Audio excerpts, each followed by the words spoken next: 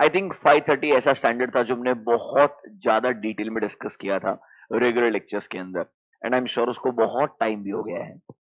आपने उसके बाद शायद 530 को टच भी नहीं किया होगा, ऐसा मेरा अजम्पशन है। देखो, 530 एंड 520 ऐसे स्टैंडर्ड्स हैं अलोंग विथ 240 जो आईसीआई ने as a separate chapters include किए हैं। नॉर्मली आपको हर एग्जाम में एक क्वेश्चन 240 से, 530 से, 520 से हमेशा देखने को मिलता है। इसी पर्सपेक्टिव से आज हम हमारा डिस्कशन शुरू करेंगे ऐसे 530 के ऊपर कि ऑडिट सैंपलिंग के अंदर इन जनरल क्या क्या एग्जाम पर्सपेक्टिव से क्वेश्चन आ सकता है।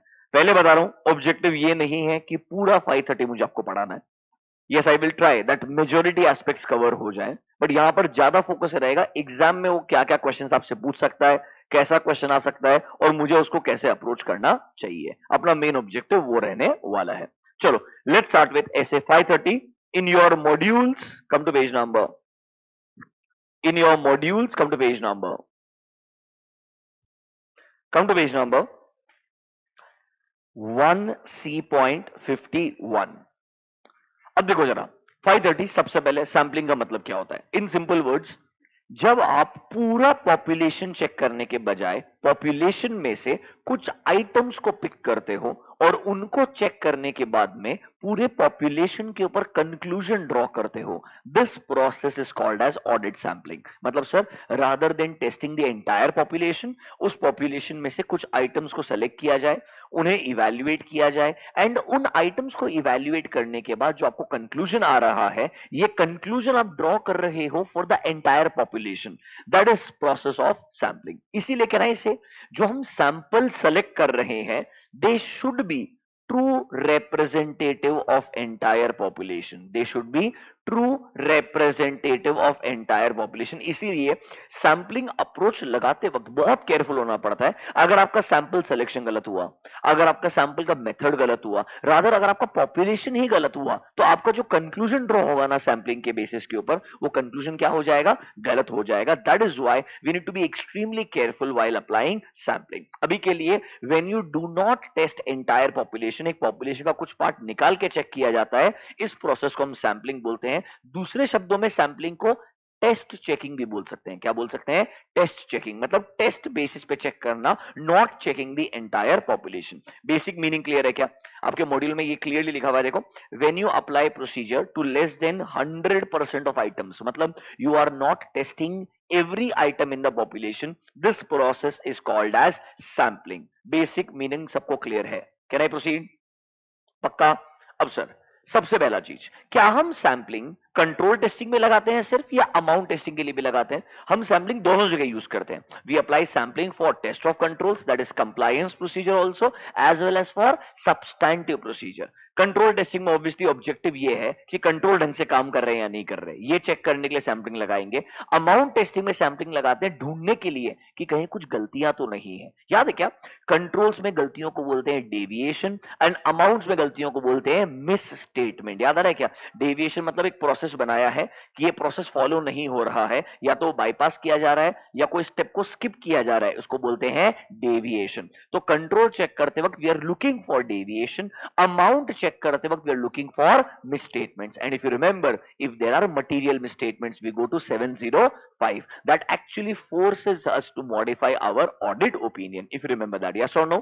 तो इसीलिए जब हम सैंपल सेलेक्ट कर रहे हैं, my sample selected should be a true representative of the population। अगर वो सैंपल सही रिप्रेजेंटेटिव नहीं हुआ, तो मेरा जो कंक्लूजन रहेगा, मेरा जो ओपिनियन रहेगा, वो भी रिलायबल नहीं होगा, उसमें भी गलतियां हो जाएगी। इसलिए जरा नीचे आइए।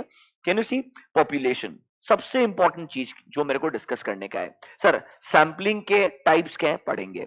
मेथड्स क्या है, पढ़ेंगे। But before we apply sampling, sampling लगाते किस पे? पॉपुलेशन में लगाते हैं। सबसे पहला चीज क्या है, हो सकता है पॉपुलेशन जो सेलेक्ट किया ना, वो ही गलत है। अगर पॉपुलेशन गलत हुआ, तो सैंपलिंग कितना भी सही हो, कोई फायदा नहीं होने वाला है।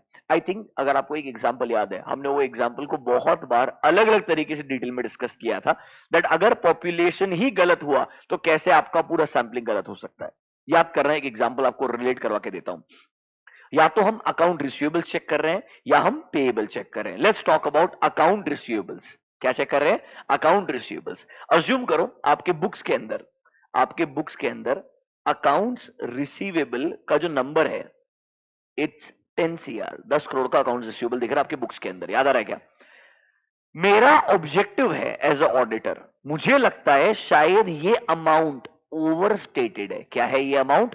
ओवर स्टेटेड है, मतलब शायद एक्चुअल रिसीवेबल 10 करोड़ नहीं है, एक्चुअल रिसीवेबल 10 करोड़ से कम है, पर बुक्स में कंपनी ने क्या किया है, ज्यादा रिसीवेबल दिखाया है। ये अमाउंट ओवर स्टेटेड है या नहीं है, ये अगर मुझे चेक करना है तो मेरे लिए सही पॉपुलेशन क्या होगा?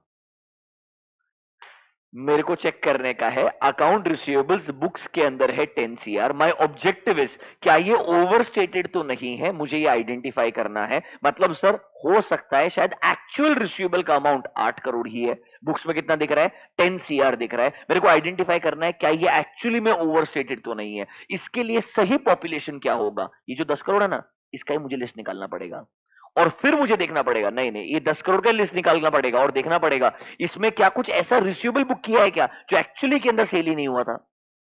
अरे हाँ या ना, या ज्यादा अमाउंट्स के अंदर सेल बुक करके दिया है, मतलब क्या ना, इसे मेरे हिसाब से डाउट क्या है, क्या ये ओवर स्टेटेड तो नहीं है। इसके लिए मेरे को ये 10 करोड़ का पॉपुलेशन ही लेना सही डिसीजन होगा। अगर मैं कोई और पॉपुलेशन सेलेक्ट करता हूं तो मेरे को पता नहीं चलेगा ये रिसीवेबल का अमाउंट ओवर स्टेटेड है या नहीं है। एक काम कीजिए, इन योर मॉड्यूल्स पॉपुलेशन के regarding can you see word appropriateness, वहां पे एग्जाम्पल पढ़िए, देखो, if the auditors objective is to test for overstatement of account receivables, then the population could be defined as the account receivable listing. Example लिखो, आपके books में total receivable का amount है 10 CR, ये 10 करोड़ का लिस्टिंग ऑब्टेन करना आपके लिए सही पॉपुलेशन होगा। इसको चेक करने का पता चलेगा कि एक्चुअली के अंदर रिसीवेबल 10 करोड़ है या उससे कम है, आपको लग रहा है वो ओवर स्टेटेड है, तो आपने लिखना चाहिए अकाउंट रिसीवेबल के लिस्टिंग के बाजू में एग्जाम्पल, बुक्स के अंदर 10 सीआर दिख रहा है मेरे को रिसीवेबल, इस 10 सीआर का मेरे को लिस्ट ऑब्टेन करना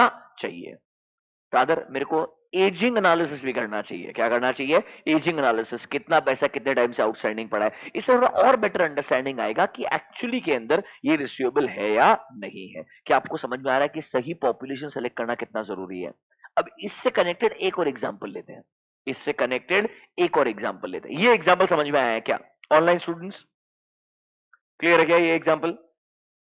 अभी एक और एग्जांपल लेते हैं। अज्यूम करो इस बार आप चेक कर रहे हो अकाउंट्स पेएबल। क्या चेक कर रहे हो आप? Accounts payable. आपके बुक्स के अंदर पेएबल का जो अमाउंट है वो 10 सीआर है। बुक्स के अंदर क्या अमाउंट है? 10 सीआर है। बुक्स ऑफ अकाउंट्स में 10 करोड़ है। मेरे को लगता है ये 10 सीआर अंडरस्टेटेड है। क्या है? अंडरस्टेटेड है। मतलब देखो एक बात सोचो ना यार, विंडो ड्रेसिंग का मतलब क्या होता है? अच्छा पोजीशन दिखाना। नॉर्मली नॉर्मली मेरा रिसीवेबल बुक्स के अंदर ज्यादा दिखाने का ट्राई करूंगा ताकि मेरा एसेट स्ट्रांग दिखे, समझ लो मेरा बात। मेरे लाइबिलिटीज में कम दिखाना चाहूंगा। मेरा इधर रिस्क क्या है कि एक्चुअली में जो अकाउंट्स पेएबल बुक्स में दिख रहा है ना 10 करोड़, मेरे को लग रहा है ये अंडरस्टेटेड है। एक्चुअल पेएबल जो है वो 10 सीआर के ज्यादा है। वो क्या है? 10 सीआर से ज्यादा है। अब मुझे बताओ सही पॉपुलेशन क्या होगा? क्या मुझे 10 करोड़ का लिस्ट ले लेना चाहिए? उससे मुझे कुछ पता ही नहीं चलेगा, उससे मुझे यही पता चलेगा कि हाँ जो बुक्स में 10 करोड़ है क्या वो पेएबल है कि नहीं है। इसके ओवर एंड अबव है ये कैसे पता चलेगा? इसके लिए मुझे कुछ और पॉपुलेशन टेस्ट करना पड़ेगा, समझो मेरा बात। लास्ट एग्जांपल में आपने सेम 10 करोड़ का लिस्ट लिया और मैंने बोला सही पॉपुलेशन है। वहां पे ऑब्जेक्टिव क्या था? शायद ये जो बुक्स में अमाउंट है ये मेरे को लग रहा है ओवर स्टेटेड है, मतलब ऑलरेडी ज्यादा दिख रहा है, मतलब फेक सेल्स जो रहेगा इसके अंदर इंक्लूडेड रहेगा, इसीलिए ये डिटेल में चेक करना सही था। अब मैं बोल रहा हूं पेएबल जो बुक्स में दिख रहा है ना वो अंडर स्टेटेड है, मतलब और कुछ ऐसा ट्रांजेक्शन रहेगा जिसकी वजह से और पेएबल रहेगा पर बुक्स में नहीं आया होगा। There must be error of omission. Are you understanding my point? मतलब हो सकता है सब्सिक्वेंटली आपने कुछ पैसा पे किया है पर एज ऑन 31 मार्च बुक्स में पेएबल नहीं दिखा है, मतलब लाइबिलिटी है बट आप बुक्स में नहीं दिखा रहे हो लाइबिलिटी एज ऑन 31 मार्च। तो मेरे को देखना चाहिए ना आपका जो ईयर एंडिंग खत्म हो रहा है, let's say your year is ending on 31 मार्च 2022, इसके बाद में आपने सब्सिक्वेंटली कुछ पेमेंट्स किए हैं क्या? शायद वो पेमेंट्स लास्ट ईयर से कनेक्टेड थे क्या? समझ रहे हो मेरा बात? आपको एक्चुअली में कितने गुड्स रिसीव हुए हैं, आपने एक्चुअली में कितने परचेजेस किए हैं, ये सब डिटेल्ड चेकिंग करने के बाद शायद समझ में आएगा। इसमें सबसे मेन चेक जो करना पड़ेगा पता है क्या है? वो सब्सिक्वेंटली कितना पेमेंट किया है मैंने। मान लो हो सकता है किसी को पेमेंट किया है बट एज ऑन 31 मार्च उसने लाइबिलिटी बुक नहीं किया था। Can I say it is my unrecorded liability situation? It is my unrecorded liability situation. नीचे देखो एग्जाम्पल, देखो example. On the other hand when you are testing under statement of payable, देखो the population would not be your listing, rather हमको क्या check करना पड़ेगा, subsequently क्या क्या डिसबर्समेंट्स हुए हैं, पेमेंट्स हुए हैं, क्या क्या अनपेड इनवॉइसेस अभी तक बाकी हैं, सप्लायर्स के स्टेटमेंट्स निकालो। फिर sir can you see word unmatched receiving reports, मतलब ऐसे रिपोर्ट जिसे पता चल रहा है कि आपने गुड्स रिसीव किया होगा पर लेट्स से एंट्री बुक्स में नहीं पास किया है अभी तक। मतलब याद है आप पीपी थ्री वे मैच लगाते थे, इनवॉइस, पीओ एंड जीआरएन, याद आ रहा है क्या? अब हो सकता है मेरे पास इनवॉइस, पीओ, जीआरएन के साथ में फोर वे मैच बोल रहा हूं कि इसका आपने लाइबिलिटी भी बुक किया कि नहीं किया। पता चले पीओ है, जीआरएन है, गुड्स रिसीव हुआ, इनवॉइस आया पर बुक्स में एंट्री नहीं हुआ। Are you understanding my point? तो कहना इसे ये मिसमैचिंग मेरे को मेरे इन्वेंटरी रिकॉर्ड से पता चल सकता है, मेरे जीआरएन के रिकॉर्ड से पता चल सकता है, या अनमैच्ड जो रिपोर्ट्स रहेंगे इनवॉइसेस के उससे पता चल सकता है। ये सब तरीके से शायद मुझे पता चलेगा कुछ ऐसा लाइबिलिटी है जो कंपनी के बुक्स में नहीं आया है। प्लीज समझो, आई नो मैं डिटेल में जा रहा हूं। सबसे पहले पॉपुलेशन सही होना चाहिए। अगर पॉपुलेशन अप्रोप्रिएट नहीं है तो सैंपलिंग का मेथड और टाइप से कोई फायदा नहीं होने वाला है। तो first thing first, my population जिस पे मैं सैंपलिंग लगाऊंगा वो क्या होना चाहिए, अप्रोप्रिएट होना चाहिए। क्या होना चाहिए, अप्रोप्रिएट। एंड अप्रोप्रिएट कब होता है, जब वो मेरे ऑडिट ऑब्जेक्टिव के हिसाब से चूज किया है। मतलब आपके ऑडिट का ऑब्जेक्टिव क्या है, मेरे को पहले देखना था ओवर स्टेटमेंट, अभी क्या देखना है, अंडर स्टेटमेंट। ऑब्जेक्टिव के हिसाब से सही पॉपुलेशन डिफाइन किया जाता है। तो सोचो आपका ऑडिट का ऑब्जेक्टिव क्या है, अकॉर्डिंगली सोचो क्या सही पॉपुलेशन होगा, उसके बाद सैंपलिंग के ऊपर हम जाएंगे। ऑनलाइन स्टूडेंट्स थोड़ा बात समझ में आ रहा है क्या? ये एग्जाम्पल हमने तब भी डिटेल में डिस्कस किया था, वापस से एक्सप्लेन किया बिकॉज मुझे मालूम है ऐसा एग्जाम्पल पे आईसीआई एक एमसीक्यू बना सकता है या करेक्ट इनकरेक्ट बना सकता है। Is this clear to you? Correct incorrect पता है क्या करेगा, ये सेम जो ऑन द अदर एंड है ना, वेन टेस्टिंग, ऐसा कैसे उठा के क्वेश्चन बना देगा। समझ रहे क्या मेरा बात? और पता है आंसर क्वेश्चन क्या बनाएगा, when testing for under statement of accounts payable the population would be the accounts payable listing. Correct और इनकरेक्ट, आंसर आएगा इनकरेक्ट, और आपको इसको कंप्लीट करना पड़ेगा सेंटेंस को। बात समझ में आया क्या? इसीलिए मॉड्यूल में ऐसी चीजें आइडेंटिफाई करना बहुत जरूरी है, वो ऐसा क्वेश्चन बना सकता है। Can I go next online students? समझ में आ रहा है क्या आपको? Perfect, just one second.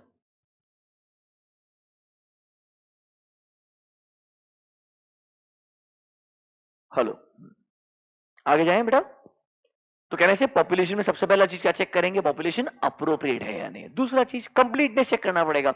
Obviously अगर पॉपुलेशन ही इनकम्प्लीट हुआ, एक सिंपल सिचुएशन समझो, याद है हम property plant and equipment PPE check कर रहे थे, पीपीई में जो एडिशंस का लिस्टिंग है अगर वो इनकम्प्लीट रहा, अरे चैप्टर 9 भूल जाते हो आप।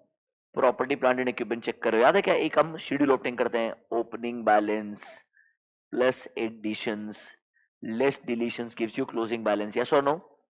अब ये ओपनिंग बैलेंस तो कहना इसे, अगर लेट्स से कोई तुम्हारा बिल्डिंग्स होता है, बिल्डिंग्स का ओपनिंग बैलेंस कहां से आएगा, लास्ट ईयर के क्लोजिंग बैलेंस से आएगा। ये जो करंट ईयर के एडिशन एंड डिलीशन है इनके ऊपर तो हम चेकिंग करते हैं ना एक्चुअली में करंट ईयर में। अगर मैं बोलता हूँ एडिशन डिलीशन का लिस्टिंग ही इनकम्प्लीट हुआ तो क्लोजिंग बैलेंस भी गलत आएगा।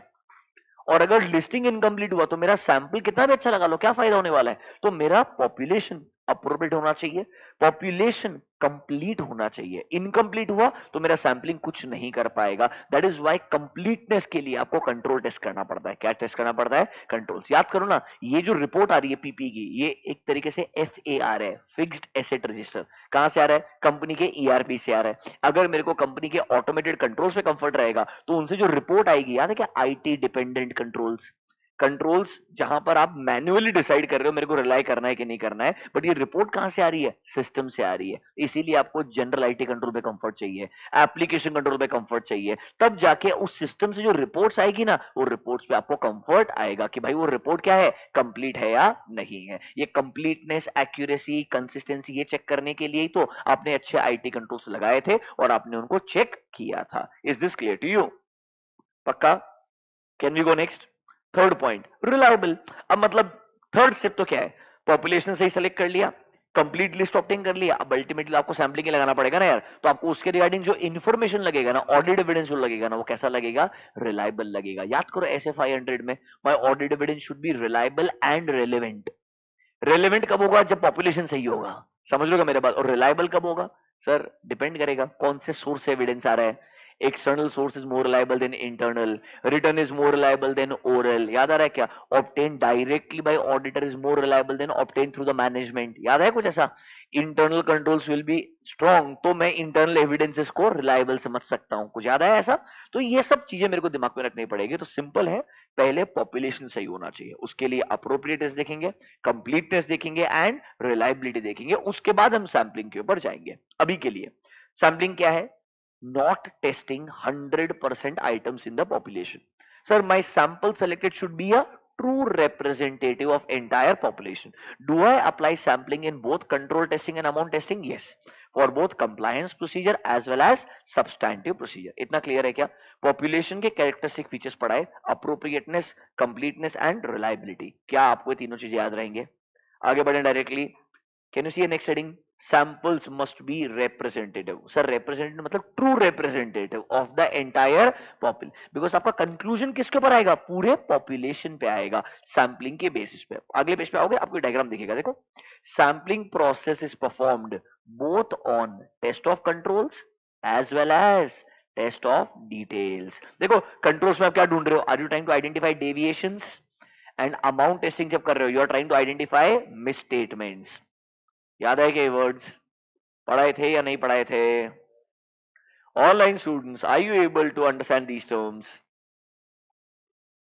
यस और नो?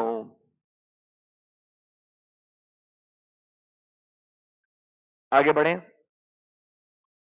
चलो नेक्स्ट, अप्रोचेस टू सैंपलिंग पे आ जाओ। ये इंपॉर्टेंट है from exam point of view. यहां पर उन्होंने दो अप्रोचेस दिए हैं, दो टाइप्स दिए हैं। पहला वाला है स्टैटिस्टिकल सैंपलिंग, दूसरा वाला है नॉन स्टैटिस्टिकल सैंपलिंग। हाँ, तो हम आगे बढ़ेंगे भी। दो अप्रोचेस है हमारे पास में, एक है स्टैटिस्टिकल, दूसरा नॉन स्टैटिस्टिकल। आईसीआई का फेवरेट एरिया है स्टैटिस्टिकल सैंपलिंग पे क्वेश्चन पूछने का, चाहे उसके एडवांटेज पे पूछ ले, उसके डेफिनेशन पे पूछ ले, किसी न किसी तरीके से बार बार। अगर वो मेथड से बोर हो जाएंगे तो अल्टीमेटली क्वेश्चन पूछेंगे अप्रोचेस के ऊपर। पहले एक ब्रॉडर लेवल पे let's understand the difference between statistical approach and non statistical approach. देखो स्टैटिस्टिकल अप्रोच में क्या बोलता है?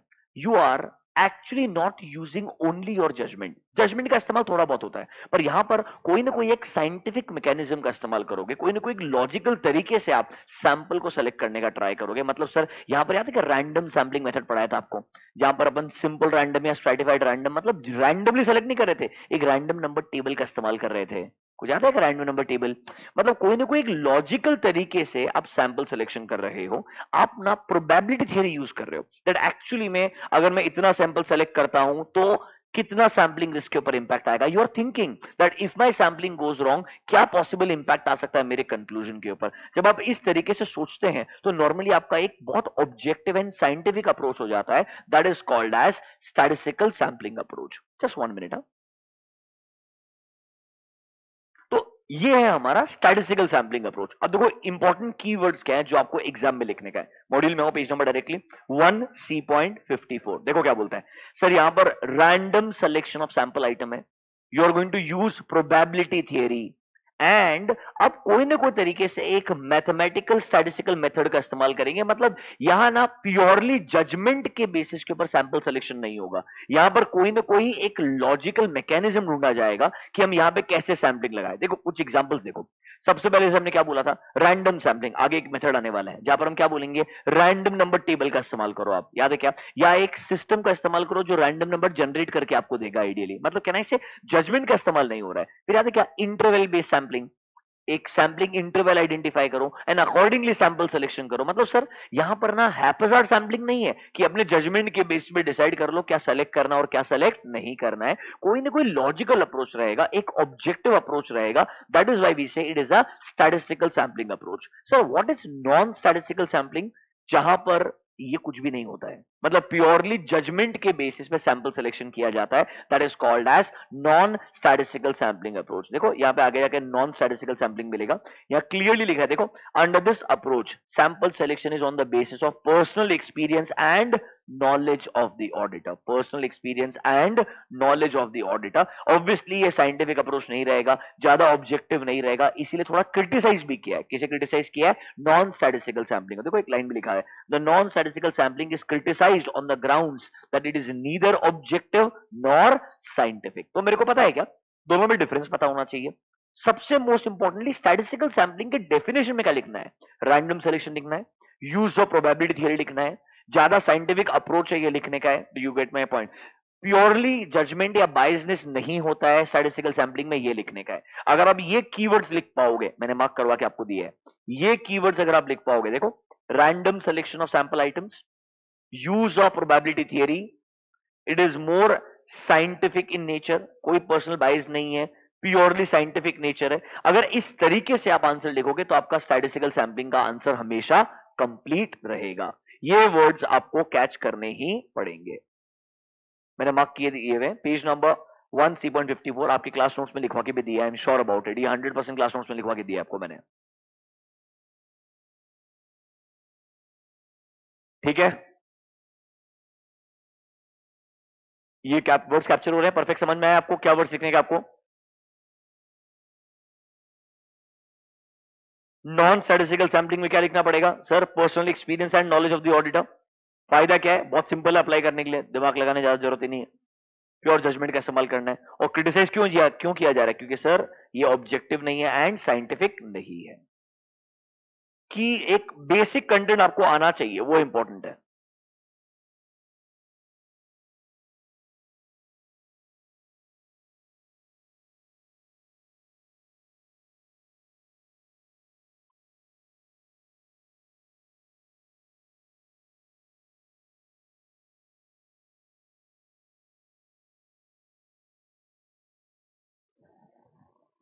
उतना आ रहा है क्या समझ में?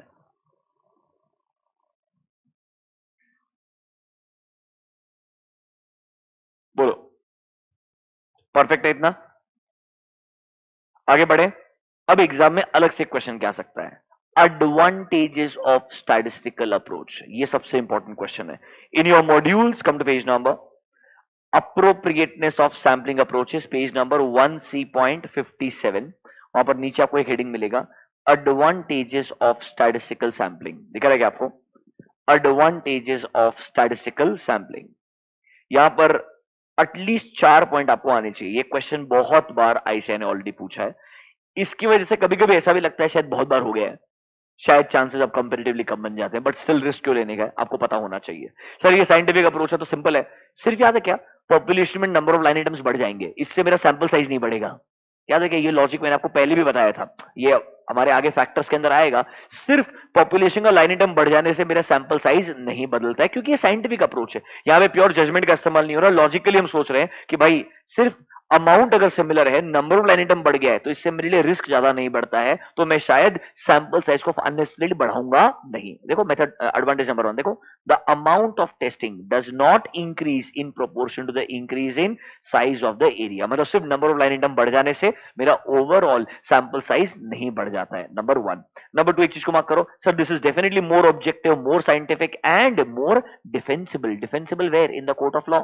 आई will be able to prove that, argument कर पाऊंगा, जजमेंट के बेसिस पे सैंपल सिलेक्शन नहीं किया, ये मेरा लॉजिक था, ये मेरा क्राइटेरिया था, ऐसे मैंने सैंपल को सेलेक्ट किया और ऐसे मैं कंक्लूजन ड्रॉ करके पहुंचा हूं। क्या ना, इससे ये ज्यादा डिफेंस डिफेंसिबल रहेगा, मतलब लॉजिकल रहेगा इन द कोर्ट ऑफ लॉ, जहां पर आप क्लियरली बोल पाओगे आप बायस्ड नहीं थे और आपने प्योरली अपने जजमेंट का गलत इस्तेमाल नहीं किया है। क्या पॉइंट नंबर 1 एंड 2 क्लियर है? एक पॉइंट और पिक कर लो sir. Sir this method provides a means to mark the word estimating the minimum sample size with a specific risk. बाजू में लिखो example use of sampling risk. Point number C के बाजू में लिखो यूज ऑफ सैंपलिंग रिस्क। देखो आज आपको टेस्ट ऑफ कंट्रोल जो पढ़ा रहे थे तो आपको बता रहे थे ना कि आपको कितना अश्योरेंस चाहिए, लोअर लेवल अश्योरेंस चाहिए, मॉडरेट अश्योरेंस चाहिए, हाई लेवल ऑफ अश्योरेंस चाहिए। कंट्रोल टेस्टिंग में आपको कितना अश्योरेंस चाहिए उस हिसाब से आपका सैंपल साइज बढ़ता था। बहुत ज्यादा अश्योरेंस चाहिए तो मैंने आपको याद है एग्जांपल दिए थे, नॉर्मली कंट्रोल टेस्टिंग में हमारा सैंपल साइज 30, 45, 60 होता है। हायर अश्योरेंस के लिए 60, मॉडरेट अश्योरेंस के लिए 45 and lower level of assurance के लिए 30। कहना इसे अश्योरेंस पे डिपेंडेंट है, मतलब कहना इसे एक तरीके से आप सोचते थे कि मेरे को अगर अच्छा अश्योरेंस चाहिए मैं 60 चेक करूंगा और मैं कितने डेविएशन टॉलरेट करूंगा। याद है कि word how much deviation you are ready to tolerate, याद आ रहा है क्या? कितने डेविएशन मतलब कितनी गलतियां आप टॉलरेट कर पाओगे। तो कहना इसे सैंपलिंग रिस्क कॉन्सेप्ट की वजह से आप ये एक्चुअली में कैलकुलेट कर सकते हो इस अश्योरेंस के लिए इतना सैंपल चेक करना चाहिए और मिनिमम और मैक्सिमम इतने डेविएशन टॉलरेट करना चाहिए। इससे एटलीस्ट एक अमाउंट या क्वांटिफिकेशन करना पॉसिबल होता है। जजमेंट के अंदर बहुत डिफिकल्ट है, कितने सैंपल चेक करूंगा, क्या आउटकम आएगा, कितना टॉलरेट करूंगा, ये जजमेंट डिफाइन करना आसान नहीं होता है। जबकि अगर आप थोड़ा आप क्वांटिफिकेशन करने का ट्राई करोगे कोई ना कोई साइंटिफिक लॉजिक के साथ में, तो वो पॉसिबल होगा। किस अप्रोच में? स्टैटिस्टिकल अप्रोच में, जहां आप सोच सकते हो। याद है क्या तुमको कॉन्सेप्ट भी पढ़ाया था, वैल्यू वेटेड सिलेक्शन। जहां पर वैल्यू या अमाउंट इन्वॉल्व ज्यादा होता है वहां हमको ज्यादा सैंपल सेलेक्ट करना चाहिए। याद आ रहा है क्या?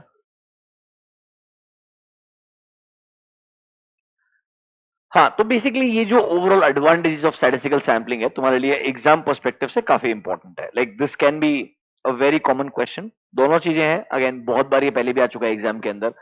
गारंटी नहीं है ऐसा कैसा क्वेश्चन रिपीट हो, बहुत बार ऐसा और पूछा जाए और आ भी सकता है, दोनों चीजें, इसलिए अपने को पता होना चाहिए। Without wasting time can we go further? चलो नीचे आओ। एक इंपॉर्टेंट लाइन था जो आपको मार्क करने का है। Come to page number 1C.55। एक बोल्ड के अंदर कंटेंट लिखा हुआ रहेगा। चाहे आपको स्टैटिस्टिकल सैंपलिंग यूज करना चाहिए या नॉन स्टैटिस्टिकल, ये डिसीजन जो है ये प्योरली किस पे डिपेंडेंट रहेगा? ऑडिटर के जजमेंट पे रहेगा। अब यही सबसे बड़ा जोक है, that a judgement will decide which approach. Do you get my point? And you are saying in an approach you can't use judgment. Are you understanding my point? But remember that's how the entire audit process is. वो ultimately आपके professional judgement पे ही पूरा का पूरा industry dependent होता है, तो आप उसको अवॉइड नहीं कर सकते हो। मतलब which approach to use will be heavily dependent on ultimately auditor's judgement, it will be his or her call. अभी गुड अबाउट दिस। तो sir in simple term sampling का मतलब समझ में आ गया, पॉपुलेशन का इंपॉर्टेंस क्या है वो समझ में आ गया, स्टैटिस्टिकल सैम्पलिंग क्या है, नॉन स्टैटिस्टिकल सैम्पलिंग क्या है, दोनों में डिफरेंस क्या है, एडवांटेजेस ऑफ स्टैटिस्टिकल सैम्पलिंग क्या है, इतना डिटेल में डिस्कस हो गया। अब जो नेक्स्ट पार्ट डिस्कस करना है वो है methods of audit sampling. In your modules come to page number in your modules come to page number 1C.62 sample selection methods। sample selection methods इन्होंने आपको 5 मेथड्स डिस्कस करके दिए हैं। ऑब्वियसली सबसे इंपॉर्टेंट जो सबसे रेलेवेंट है वो है MUS, मॉनिटरी यूनिट सैंपलिंग। मतलब सर जहां पर आप प्योरली कितना मॉनिटरी वैल्यू इन्वॉल्व है, कितना अमाउंट इन्वॉल्व है इन रेस्पेक्टिव एरियाज, इसके बेसिस के ऊपर सैंपल सेलेक्ट करोगे। सिंपल है, जहां पर मॉनिटरी वैल्यू ज्यादा रहेगा वहां आपने पहले सैंपल का सिलेक्शन करना चाहिए। मतलब सर सिंपल है, लाइन आइटम्स को आप सॉर्टिंग करोगे on the basis of amount involve. Higher the amount involved, ideally that should be given the more preference while selecting a sample. This method is called as monetary unit sampling. Don't you think amount testing में मेरे लिए सबसे important method ये रहेगा, that is MUS। Module में सिर्फ एक line लिख के दिया है, मॉनिटरी वैल्यू को कंसीडर करना है while sample selection, while evaluation of sampling. ये अप्रोच कहलाएगा monetary unit sampling approach. Is this clear to you? दूसरा जो रियल लाइफ में बहुत इंपॉर्टेंट है और एग्जाम में पूछा भी जाता है, that is my random sampling. यहां पर दो चीजें आएगी, एक आएगा सिंपल रैंडम और दूसरा आएगा, एक आएगा सिंपल रैंडम, दूसरा आएगा stratified random. Simple random and stratified random. 1 minute. हाँ, तो सेकंड मेथड है मेरे लिए रैंडम सैंपलिंग। इसमें भी मेरे पास दो ऑप्शन होते हैं, एक होता है सिंपल रैंडम, दूसरा स्ट्रैटिफाइड रैंडम। अब ये किस पे डिपेंडेंट है? सिंपल चीज है, आपका जो पॉपुलेशन है ना उसका नेचर क्या है। अगर आपका पॉपुलेशन होमोजीनियस नेचर का है, मतलब सर जहां पर ना वेरिएबिलिटी बहुत ज्यादा नहीं है, अमाउंट्स बहुत क्लोज टू ईच अदर है, मतलब सर चाहे मैं आइटम नंबर 1 सेलेक्ट करूं या 5 सेलेक्ट करूं कोई फर्क नहीं पड़ता है, amount involve almost similar nature का है, ट्रांजैक्शन जो है ऑलमोस्ट सिमिलर नेचर का है, तो शायद आप सिंपल रैंडम सैंपलिंग का इस्तेमाल कर सकते हो। बट अगर आपको लगता है जो पॉपुलेशन में वेरिएबिलिटी जो है वो बहुत ज्यादा अनइवन है, मतलब सर अमाउंट इन्वॉल्व का जो डिफरेंस है 525 रुपीज से लेकर के 5 करोड़ 25 लाख तक का है, मतलब तो ऑब्वियसली ऐसा नहीं बोल सकते ना 525 वाला सैंपल निकालो या 5 करोड़ वाला सैंपल निकालो, एक आइटम पिक करो, सेम ही बात होने वाला नहीं, ऐसा नहीं होगा। अगर अमाउंट के अंदर ऐसा वेरिएबिलिटी बहुत ज्यादा बढ़ जाए तो मैं बोलूंगा ये हीट्रोजीनियस पॉपुलेशन है। यहां पर पहले मेरे को पॉपुलेशन को मल्टीपल पार्ट्स में डिवाइड करना पड़ेगा, स्ट्रैटास में डिवाइड करना पड़ेगा। तो एक काम करते हैं, पहले शुरुआत करते हैं सिंपल रैंडम सैंपलिंग के साथ में। In your modules come to page number 1C.63 simple random sampling, जब आपको लगता है पॉपुलेशन का नेचर सिमिलर नेचर का है, ऑलमोस्ट सिमिलर नेचर के आइटम्स मिलकर के एक पॉपुलेशन को बना रहे हैं, you can use simple random sampling. देखो sir, under this method each unit of the entire population will have a equal chance of being selected. Sir यहां पर आप सिंपल है एक रैंडम नंबर टेबल का इस्तेमाल करोगे। किसका इस्तेमाल करोगे? रैंडम नंबर टेबल का। ये शायद एक प्रॉपर रैंडम नंबर टेबल का प्रिंट आउट हो सकता है, या एक सिस्टम से रैंडम नंबर टेबल आपने जनरेट किया होगा जहां पे कुछ रैंडम नंबर्स लिखे हुए रहेंगे और उससे आप सैंपल्स को पिक करना चाहोगे। देखो रियल लाइफ में कैसा होता है, सबसे पहले टोटल पॉपुलेशन पे हम एमयूएस लगा देते हैं। क्या लगा देते हैं? Monitor unit sampling. उसके बाद मान लो जो मेरे हाई वैल्यू आइटम्स थे वो सेलेक्ट हो गए, अब जो बाकी आइटम्स बचे ना वो ऑलमोस्ट सिमिलर अमाउंट इन्वॉल्व के हैं। तो अब मेरे को मतलब सोचो ना, just imagine total 1000 line items है, उसमें से टॉप 100 मैंने चेक कर लिए। अब जो बचे हुए 900 है ना, वो ऑलमोस्ट मैं बोलता हूँ रेंज बहुत छोटा है। मतलब या मैं 800 आइटम पिक करूं या 101 वाला आइटम पिक करूं, कोई फर्क नहीं पड़ता है। तो मैं क्या करूंगा? सिंपल रैंडम लगा दूंगा। क्या लगा दूंगा? Simple. So I will use a combination of two methods, MUS plus simple random sampling. Sir सोच समझ करके सोचा जाएगा कि मैं कहां पर कौन सा मेथड यूज कर रहा हूं। पहले एमयूएस लगा दिया, फिर मुझे लगता है जो पॉपुलेशन बचा है ना उसके अंदर वेरिएबिलिटी बहुत ज्यादा नहीं है, रेंज बहुत छोटा है, सिमिलर नेचर के आइटम्स है, तो मैं क्या करूंगा? सिंपल रैंडम सैम्पलिंग का इस्तेमाल करूंगा, जहां पे out of these 900 items if I have to select 90 samples, मैं एक रैंडम नंबर टेबल का इस्तेमाल करूंगा। उसमें लिखा होगा 88th नंबर, तो 88th नंबर लाइन आइटम रहेगा और मेरे लिए सैंपल नंबर 1 बन जाएगा। अगला वाला रहेगा 192, तो 192 नंबर वाला जो लाइन आइटम रहेगा वो मेरे लिए सैंपल नंबर 2 बन जाएगा। ऐसे सैंपल का सिलेक्शन किया जाएगा कंप्लीटली अनबायस्ड तरीके से। हर लाइन आइटम के पास में इक्वल चांस होगा of getting selected. This method is called as simple random sampling. Very simple to use, not very time consuming, but also very effective in real auditing mechanism. आ जाओ sir, यहां पर हम ध्यान रखना, each item in a population is selected with the use of, mark the word, a random number table. It can be a proper physical random number table or it can be generated from a computer program. नीचे देखो sir, this method is considered appropriate when the population to be sampled consists of, mark the word, reasonably similar units और they fall with in a reasonable range. मतलब कैसा nature का population होगा? Homogeneous nature का population होगा। नीचे example भी दिया है, देखो उन्होंने, sir if the line items are let's say amount involve जो है 55,000 से लेकर के 2,25,000 का रेंज है, छोटा सा रेंज है, चाहे 55,000 वाला लाइन आइटम पिक करो या 2 लाख रुपए वाला लाइन आइटम पिक करो, कोई ज्यादा फर्क पड़ने वाला नहीं है। अगर ये रेंज इतना बड़ा होता 525 टू 10,50,000, तो can I say we would have gone to the second approach, that is my stratified sampling. क्या simple sampling, simple random sampling समझ में आया है क्या? सर सिंपल रैंडम और स्ट्रैटिफाइड रैंडम में डिफरेंस क्या है? यहां पर पॉपुलेशन होमोजीनियस है, यहां पॉपुलेशन हीट्रोजीनियस है, मतलब सर जहां पर रेंज बहुत बड़ा है, तो पहले उसको ब्रेक करेंगे। तो in case of stratified sampling we divide the population into sub population, we divide the population into sub population. Example देखो, 10 लाख से ऊपर वाले एक अलग सब पॉपुलेशन बन जाएगा, 775 से 10 लाख का एक अलग पॉपुलेशन बन जाएगा। ऐसे अलग अलग सब पॉपुलेशन बनाएंगे और फिर कहां ज्यादा रिस्क रहने वाला है? यहां रिस्क ज्यादा रहेगा जहां पे 10 लाख के ऊपर का लाइन आइटम है। कहना इसे, यहां आपका सैंपल सिलेक्शन ज्यादा क्वांटिटी करेंगे, यहां कंपेरेटिवली कम क्वांटिटी करेंगे। मतलब कहना इसे, अब लगाने वाले सिंपल रैंडम ही है, बट पहले पॉपुलेशन को सब पॉपुलेशन में डिवाइड करेंगे और फिर उनमें से सैंपल सिलेक्शन करेंगे। सो बेसिकली स्ट्रैटिफाई का मतलब होता है टोटल पॉपुलेशन को सब पॉपुलेशन में डिवाइड करना और फिर उसके बाद सैंपलिंग अप्रोच को लगाना। यहां पर भी रैंडम नंबर टेबल का इस्तेमाल किया जाएगा, बट पहले पॉपुलेशन को सब पॉपुलेशन में डिवाइड किया जाएगा, मतलब heterogeneous को homogeneous में कन्वर्ट किया जाएगा and then sampling will be applied. This method is called as stratified random sampling. 2 minute spend करो, सिंपल स्ट्रेटिफाइड वापस से पढ़ लो, इंपॉर्टेंट है एग्जाम के हिसाब से, आपको आना चाहिए। Spend 2 minutes.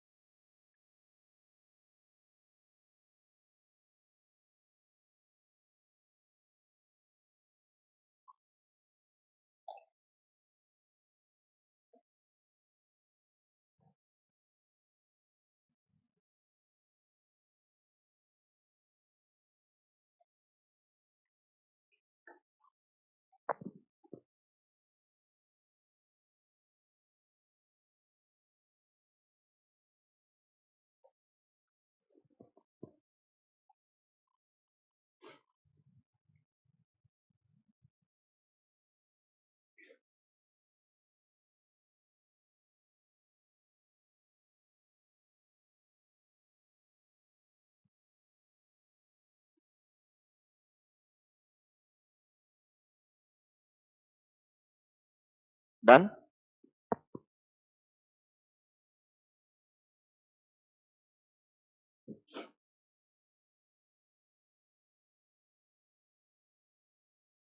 आगे बढ़े।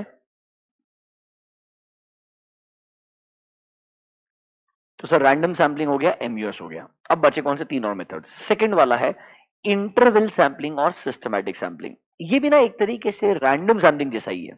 यहां पे क्या बोलता है, आप एक सैम्पलिंग इंटरवल कैलकुलेट करो। फॉर एग्जांपल मेरे पॉपुलेशन में टोटल लाइन आइटम्स कितना है, 10,000 लाइन आइटम्स है। मेरे को सैंपल सेलेक्ट कितना करना है, लेट्स से 100 सैंपल सेलेक्ट करना है। कितना सैंपल सेलेक्ट करने का है, 100। तो कहना है इसे मैं एक सैम्पलिंग इंटरवल कैलकुलेट करता हूं। What is sampling interval, sampling interval is equals to total population, मतलब कितने लाइन आइटम्स है, divide by your sample size. This will give you a sampling interval. मतलब अगर मैं 10,000 लाइन आइटम्स में से एक हर 100th आइटम को पिक करते जाऊं तो मेरा पूरा 10,000 लाइन आइटम कवर भी हो जाएगा और 100 सैंपल सेलेक्ट भी हो जाएगा। तो मैं क्या करूंगा, सैम्पलिंग इंटरवल कैलकुलेट करूंगा, फिर मेरे जो 10,000 लाइन आइटम रहेंगे उनको हैप्पीजार्डली एक जगह पे अरेंज करूंगा without letting the biasness come into picture. As a junior मैं ये 10,000 लाइन आइटम को इकट्ठा करूंगा, सीनियर को बोलूंगा तुम अनबायस तरीके से 100 सैंपल्स निकालो। वो रैंडमली कोई भी स्टार्टिंग पॉइंट पिक करेगा, वहां से हर 100 आइटम पिक करते जाएगा। मल्टीपल स्टार्टिंग पॉइंट चूज कर सकते हो। पहले 50 के लिए यहां से शुरुआत किया, अगले 50 के लिए मे बी कोई और मिडिल पॉइंट से शुरुआत कर रहे हैं आइडियली। इस तरीके से आप कंप्लीटली अनबायस्ड अप्रोच यूज करते हुए, बिना रैंडम नंबर टेबल के, बिना एक कंप्यूटर के, सिर्फ एक एक्सेल भी अगर आपके पास में है बिल्कुल बेसिक लेवल का, कोई सॉफ्टवेयर प्रोग्राम नहीं है तो कोई फर्क नहीं पड़ेगा, सिर्फ एक्सेल से भी आप ये 100 सैंपल अनबायस्ड तरीके से एक्सट्रैक्ट कर सकते हो। This method is called as interval based sampling और systematic. Can I say dependent किसके ऊपर है, सैम्पलिंग इंटरवल के ऊपर है कि कौन से कितने आइटम के बाद मैंने नेक्स्ट आइटम पिक करने का है। तो वो जो सैम्पलिंग इंटरवल है ना, वो कॉन्सेप्ट इंपॉर्टेंट है। How do you calculate sampling interval, sampling interval is equals to total number of line items in the population divided by sample size जो आपने डिसाइड किया होगा। इससे आपको पता चलेगा हर कितने आइटम के बाद मुझे नेक्स्ट आइटम पिक करना चाहिए। This method is called as interval based sampling और सिस्टमैटिक सैम्पलिंग। क्लियर है क्या, पक्का। अगले वाले पे आ जाओ, नेक्स्ट वन हैप्पीजार्ड सैम्पलिंग। अब ये एक्चुअली में रैंडम सैम्पलिंग है। मतलब यहां पर वो बोलता है जजमेंट का इस्तेमाल करो बट फिर भी बायस मत होना। बट यहां पर कोई साइंटिफिक तरीका नहीं रहेगा, कोई स्ट्रक्चर्ड तरीका नहीं रहेगा, कंप्लीटली अनस्ट्रक्चर्ड मैकेनिज्म है। मतलब प्योरली जजमेंट के बेसिस पे सैंपल सेलेक्ट किया जाएगा। तो एक्चुअली बोलने के लिए रैंडम सैम्पलिंग रैंडम साउंड करता है, पर वो साइंटिफिक है। वहां रैंडम नंबर टेबल का इस्तेमाल किया जा रहा है, वहां सिंपल रैंडम, स्ट्रेटिफाइड रैंडम, अलग अलग अप्रोच यूज कर रहे हो। हैप्पीजार्ड कंप्लीटली अनस्ट्रक्चर्ड है, यहां प्योर जजमेंट का इस्तेमाल किया जा रहा है। तो एक्चुअली में ये काफी रैंडम नेचर का सैंपल सिलेक्शन है। Do you understand haphazard sampling?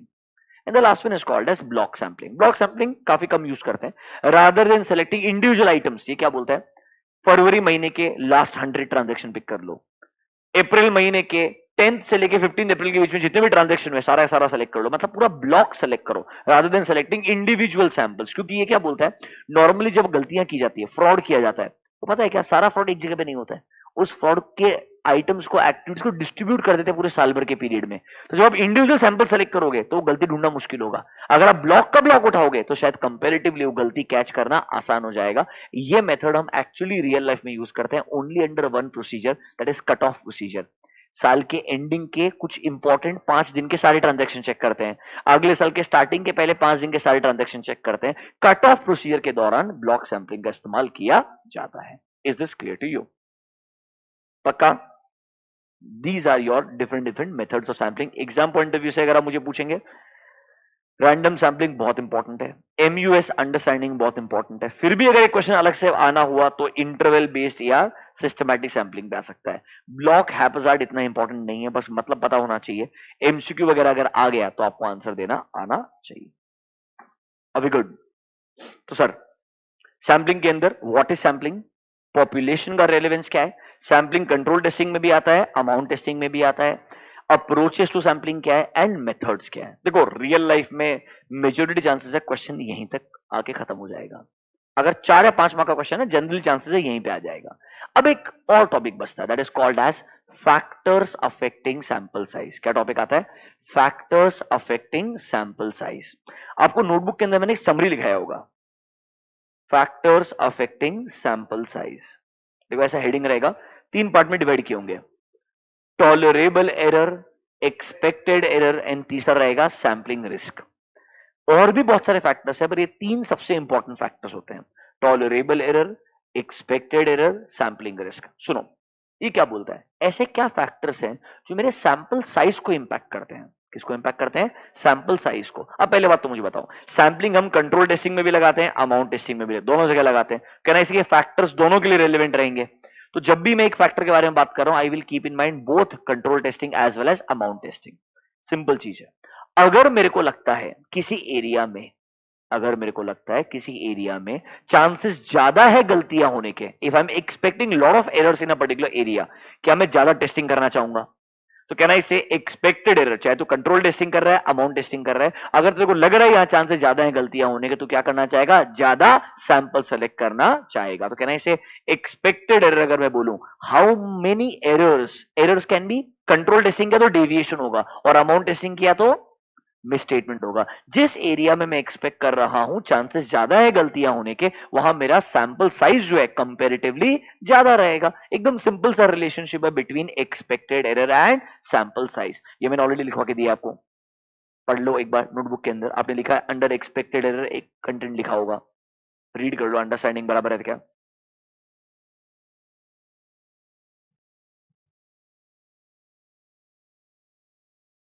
ठीक है। अब आते हैं टॉलरेबल एरर में।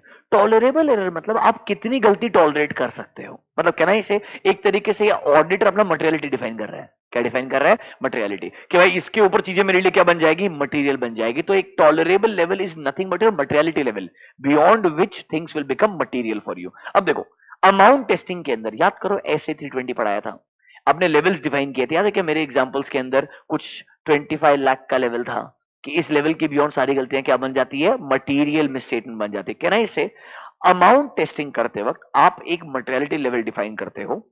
सिंपल चीज है, अगर मैं बोल रहा हूं, ढंग से दिमाग लगाना, अमाउंट टेस्टिंग का बात कर रहा हूं, किसी एरिया में risk of material misstatement is high, किसी एरिया में risk of material misstatement is high, मतलब चांसेस ज्यादा है गलतियां होने के। कौन से स्टेटमेंट्स बोल रहा हूं? मिस स्टेटमेंट्स, मतलब मैं अमाउंट टेस्टिंग कर रहा हूं। Risk of material misstatement is high, मतलब मैं अमाउंट टेस्टिंग कर रहा हूं। कहना इसे मैं कंपेरेटिवली मेरा सैंपल साइज भी बढ़ाना चाहूंगा, क्योंकि मेरे को जहां लग रहा है चांसेस ज्यादा है गलतियां होने के, जहां मेरे को चांसेस ज्यादा लग रहे हैं गलतियां होने के, क्या मेरा सैंपल साइज भी बढ़ाना चाहूंगा कंपेरेटिवली।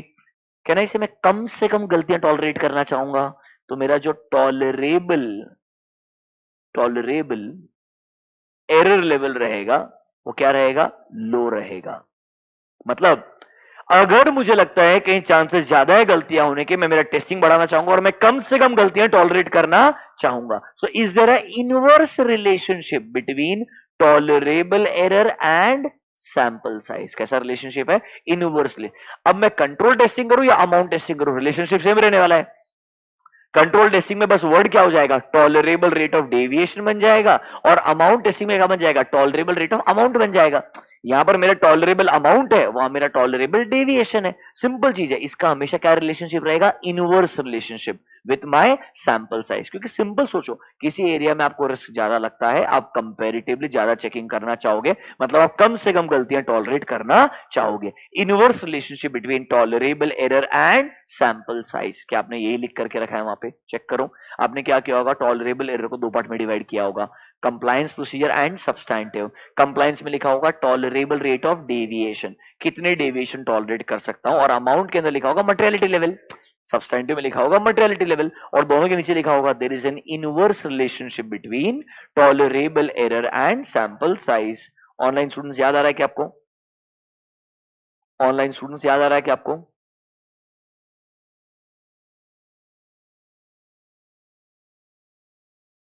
अभी सबसे इंपॉर्टेंट कॉन्सेप्ट क्या है? वो है सैम्पलिंग रिस्क। क्या कॉन्सेप्ट है? Sampling risk. अगर आपको याद है, मैंने ऐसा कोई डिटेल्ड एग्जांपल भी दिया होगा आपको, वापस से एक बार थोड़ा सा याद दिला देता हूं फटाफट से।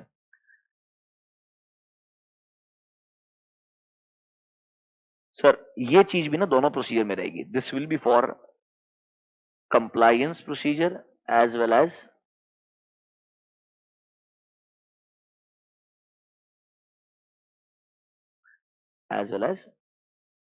Substantive procedure.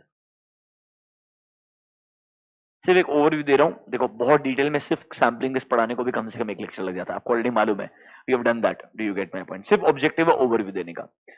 अज्यूम करो जब मैं कंट्रोल टेस्टिंग कर रहा हूं, टोटल पॉपुलेशन,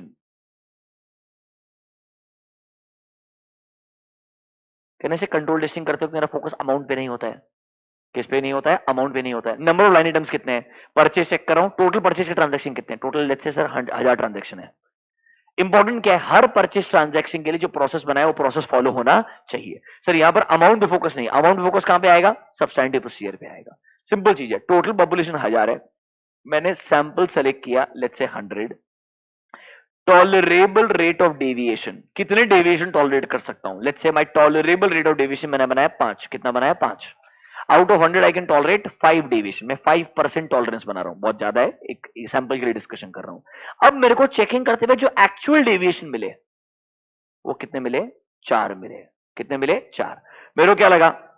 कंट्रोल रिलायबल है, 1000 में से 100 सैंपल सेलेक्ट किया, 5 डेविएशन टॉलरेट कर सकता था, मेरे को डेविएशन मिले कितने? 4 ही मिले आइडियली। कहने से मेरे को क्या लगेगा? कंट्रोल से रिलायबल। जबकि अज्यूम करो अगर मैं पूरे 1000 के 1000 चेक करता, सैंपलिंग रिस्क क्या रिस्क है? आपने सैंपल के बेसिस पे जो कंक्लूजन ड्रॉ किया है, ढंग से सुनना, आपने सैंपल के बेसिस पे जो कंक्लूजन ड्रॉ किया है ये अलग हो सकता है। किससे?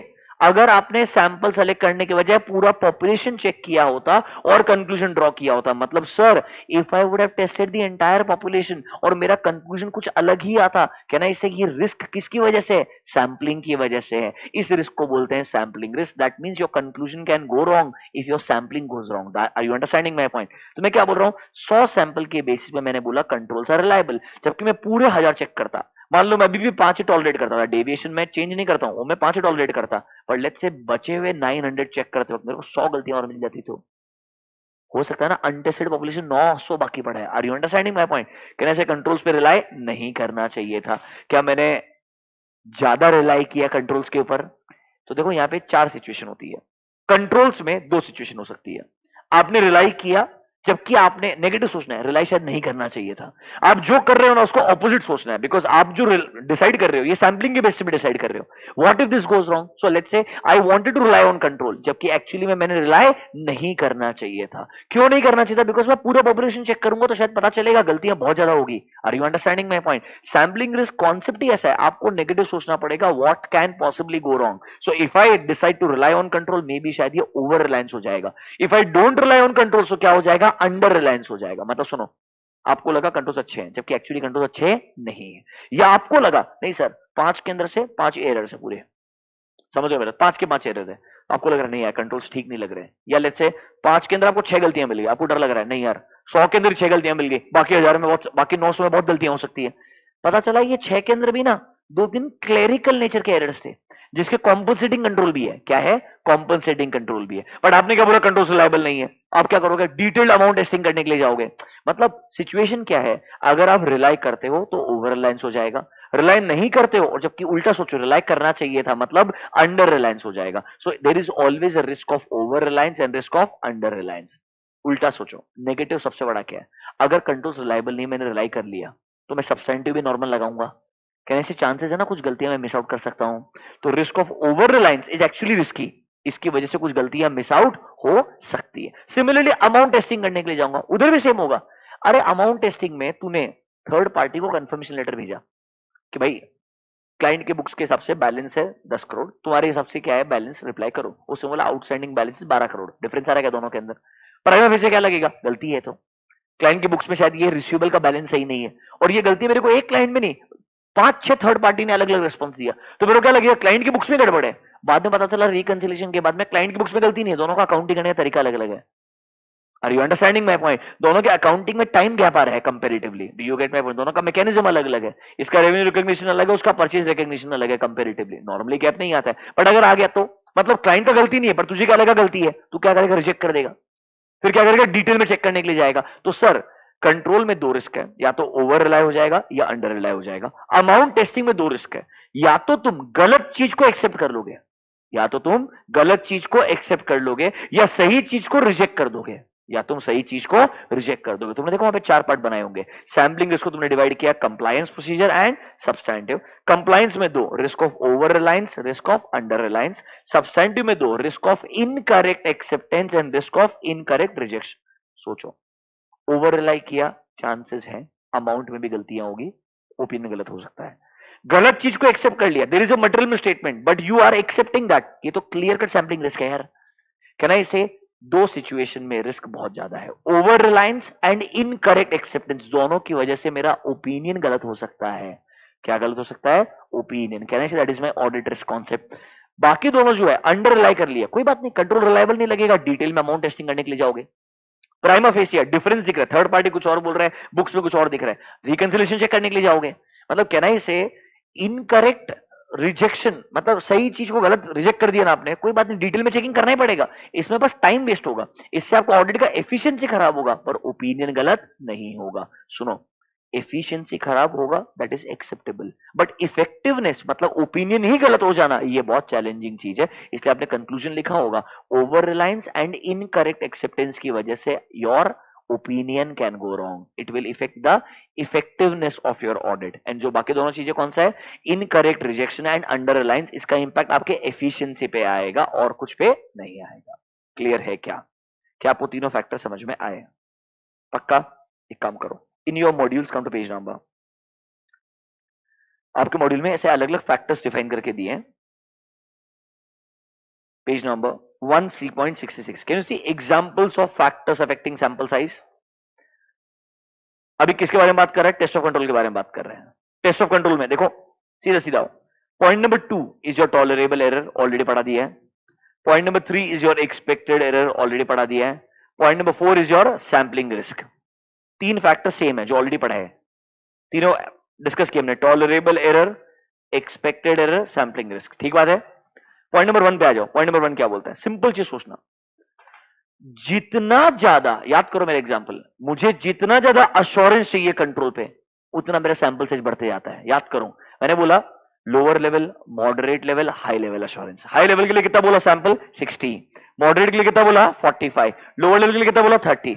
जितना ज्यादा अश्योरेंस मुझे कंट्रोल से चाहिए, उतना ज्यादा मेरा सैंपल साइज बढ़ते जाएगा। वही लिखा है पॉइंट नंबर 1 में। देखो, the more assurance auditor intends to obtain from control testing, कहना इसे comparatively larger sample size will be needed. वहीं पे एग्जांपल लिख दो, 30, 45, 60। 60 के नीचे लिख दो high assurance level, high assurance level.